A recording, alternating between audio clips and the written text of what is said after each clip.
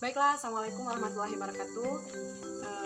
Jadi di sini saya membuat video untuk memenuhi tugas dari Bapak Rio Marco MPD dengan materi pembelajaran PAI di SMA.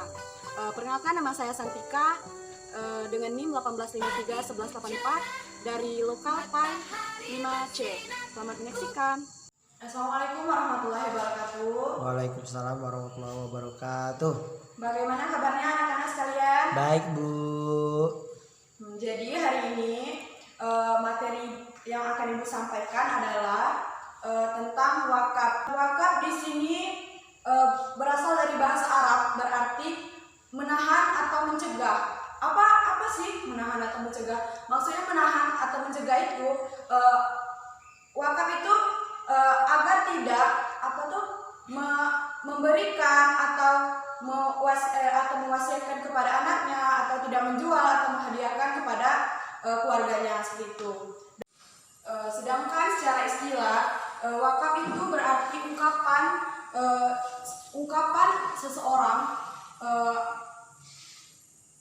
berarti penahanan harta milik seseorang untuk diserahkan kepada orang lain atau lembaga. Misalnya seperti seseorang itu memiliki tanah untuk diwakafkan sebagai tempat pemakaman umum. Terus misalnya seperti seseorang memiliki tanah untuk dibangunin gedung apa, misalnya seperti sekolah atau masjid, seperti itu, agar bisa dimanfaatkan oleh masyarakat luas. Berikutnya adalah tujuan wakaf itu sendiri. Apa sih tujuan wakaf? Nah, wakaf itu sendiri memiliki dua tujuan. Yang pertama yaitu tujuannya horizontal. Apa horizontal itu? Horizontal itu berarti untuk mengatasi atau mencegah kemiskinan dengan mewakafkan tanah atau sebuah gedung agar dimanfaatkan oleh masyarakat sekitar. Nah, dan yang kedua tujuannya yaitu agar bisa mendekatkan diri kepada Allah Subhanahu wa Ta'ala dengan dia mewakafkan, menginfakkan sebagian hartanya. Dengan itu sebuah cara dia mendekatkan diri kepada Allah Subhanahu wa Ta'ala. Selanjutnya itu hukum wakaf. Apa hukum wakaf tersebut? Hukumnya yaitu sunnah. Wakaf merupakan sebagai amal sunnah yang sangat bermanfaat bagi seseorang yang memberi wakaf tersebut. Wakaf juga sebagai amal jariah, dan wakaf merupakan perilaku terpuji yang dilakukan seseorang dan juga sangat dianjurkan oleh Allah Subhanahu wa Ta'ala. Selanjutnya yaitu syarat dari wakaf sendiri. Wakaf memiliki beberapa syarat agar seseorang bisa melakukan wakaf tersebut. Yang pertama yaitu seseorang tersebut memiliki harta itu tidak tidak dimiliki orang lain. Misalnya seperti Budi memiliki tanah atau bangunan, seperti itu. Tapi tidak, itu mutlak milik Budi, bukan milik keluarganya atau saudaranya itu, tapi mutlak miliknya. Nah, yang kedua yaitu syaratnya harus berakal. Kenapa demikian? Karena misalkan seperti seseorang itu mewakafkan sebuah tanah, tapi dia dalam keadaan misalnya mabuk atau tidak waras,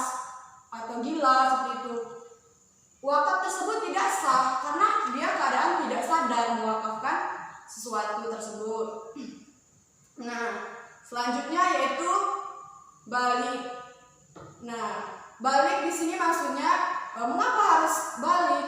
Mengapa tidak misalnya anak kecil mewakafkan sesuatu?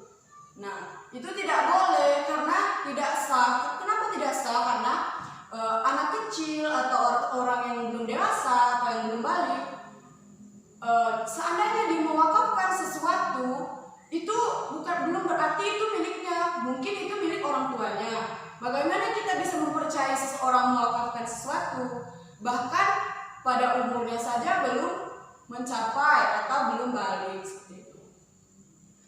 Nah, selanjutnya yaitu mampu bertindak secara hukum. Maksudnya mampu bertindak secara hukum di sini saat seseorang itu mewakafkan tanah atau sesuatu harta miliknya, dia harus tahu bagaimana hukumnya, bagaimana apa saja syarat untuk mewakafkan sesuatu seperti itu. Jadi dia sudah harus paham.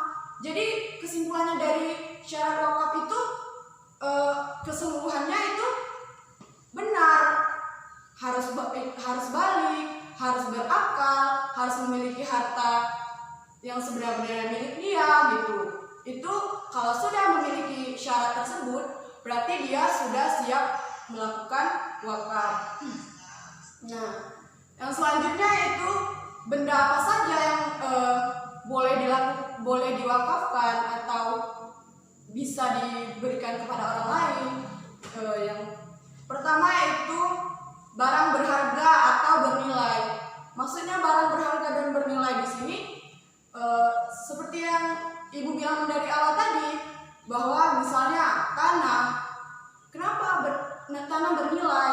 Jadi kan dari tanah tersebut bisa digunakan atau bisa dimanfaatkan masyarakat sekitar, bisa dimanfaatkan untuk sesuatu hal yang berkelanjutan gitu. Bukan cuma bisa dipakai sehari. Kalau misalkan seperti kita memberi teman kita makanan atau misalkan pakaian atau misalnya pena, misalnya teman sebangku kita memberi, aku tadi ini Bu udah mewakafkan pena aku kepada temanku, itu bukan wakaf namanya. Karena kenapa? Dia tidak tidak kekal atau tidak abadi seperti itu. Nah, yang selanjutnya yaitu harta yang dimiliki seseorang yang mewakaf itu harus jelas gitu. Kenapa harus jelas? Karena misalkan seperti ini, ibu mewakafkan tanah ibu kepada masyarakat misalnya, kepada lembaga seperti itu. Terus padahal tanah tersebut bukan milik ibu tapi keluarga ibu, tapi ibu nggak minta izin atau nggak minta penjelasan dulu kepada keluarga ibu. Nanti di kemudian hari setelah ibu sudah mewakafkan, tanah wakaf tersebut akan menjadi keributan. Terus tidak, jadi manfaatnya juga tidak tentu kan, karena orang bingung itu tuh punya siapa, jadi memulai kegaduhan lah seperti itu. Jadi harus jelas ya anak-anak. Ya Bu. Seperti itu. Nah, selanjutnya yaitu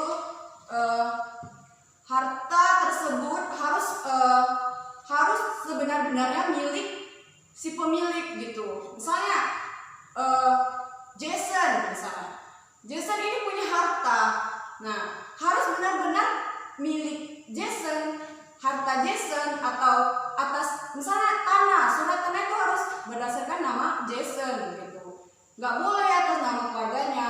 Kalau dia mewakafkan tanah keluarganya, itu berarti bukan tidak boleh, itu bukan salah satu yang boleh diwakafkan itu. Dan selanjutnya yaitu wakaf tersebut harus satu. Maksudnya satu tuh seperti apa? Satu seperti ini.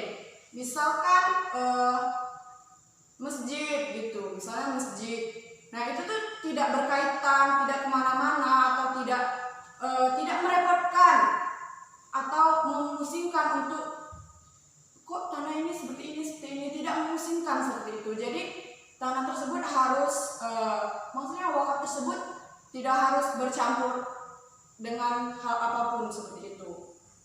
Nah, jadi kesimpulannya anak-anak sekalian, kesimpulannya di sini bahwa misalnya kita, ibu pernah mendengar ucapan atau kata di dalam Islam seperti ini. Lebih baik tangan di atas daripada tangan di bawah. Maksudnya adalah kalau kita sebagai muslim, kita memiliki harta yang berlebih atau kekayaan, ada baiknya kita membagi harta kita kepada yang membutuhkan seperti itu, ya, anak-anak. Ya Bu. Jadi kalau misalkan anak-anak bertanya, Bu, bagaimana misalnya saya mau berwakaf atau misalnya keluarga saya mampu, tapi bukan berarti mampu untuk berwakaf. Nah, apa cara saya untuk berbagi kepada orang lain seperti itu? Nah, berbagi kepada orang lain tidak mesti harus berwakaf. Nah, kalau misalkan kalian belum mampu berwakaf kan, nah seperti misalnya kalian bisa bersedekah, karena kalian masih kecil kan, misalnya belajar bersedekah, belajar berzakat atau infak. Nah, yang terakhir baru berwakaf seperti itu. Baiklah anak-anak, mungkin hanya sedikit yang bisa Ibu jelaskan kepada kalian. Kalau ada yang tidak paham bisa ditanyakan. Gimana anak-anak? Paham. Nah, baik. Berarti sampai di sini pertemuan kita pada hari ini. Terima kasih kalian sudah mendengarkan, dan Ibu harap kedepannya kalian bisa menerapkan pada kehidupan kalian sehari-hari. Misalnya belum bisa wakaf, infak, atau berzakat seperti itu.